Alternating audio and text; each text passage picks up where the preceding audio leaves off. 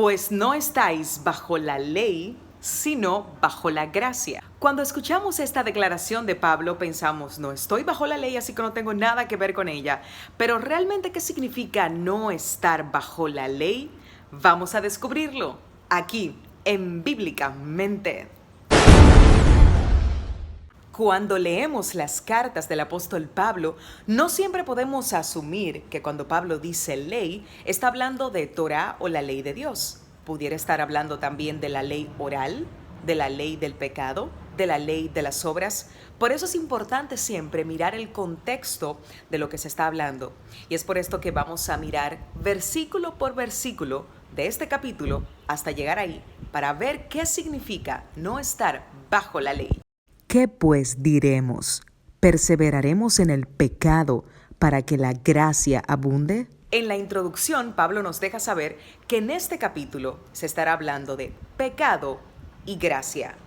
En ninguna manera, porque los que hemos muerto al pecado, ¿cómo viviremos aún en él?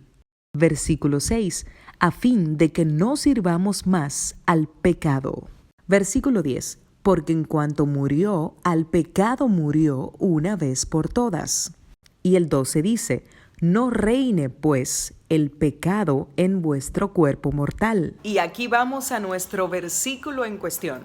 Porque el pecado no se enseñoreará de vosotros, pues no estáis bajo la ley, sino bajo la gracia. Si tú miras todo el capítulo que hemos leído en contexto, ¿qué tiene que ver la ley de Dios con lo que Pablo está hablando sobre saliendo de debajo del señorío del pecado? Nada en lo absoluto. Pablo aquí no está hablando de la ley de Dios, sino de la ley del pecado. Ya no estás bajo esa ley, sino bajo la gracia. En el siguiente capítulo, Pablo nos explica esto. Porque según el hombre interior, me deleito en la ley de Dios, pero veo otra ley en mis miembros, que se rebela contra la ley de mi mente y que me lleva cautivo a la ley del pecado que está en mis miembros. Por eso él continúa hablando de lo mismo en el capítulo 8. Ahora pues, ninguna condenación hay para los que están en Cristo Jesús, porque la ley del Espíritu de vida en Cristo Jesús me ha librado de la ley del pecado y de la muerte.